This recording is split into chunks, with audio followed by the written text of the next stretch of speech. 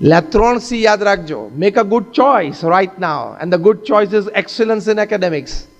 Then you will stand a chance for a great change. The first part of the talk is over. Now I come to exam to excellence.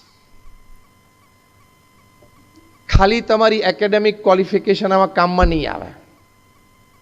જો હવે મેં આખો પ્રવચનનો colour બદલ્યો. હા, અત્યાર સુધી હું તમને એમ કહેતો હતો કે ખૂબ સારું એકેડેમિક ક્વોલિફિકેશન મેળવો ને કરવાનું છે.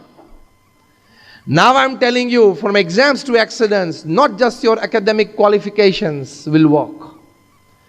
It will play not even a major role. Beyond academics, there are many things that you need to learn, you need to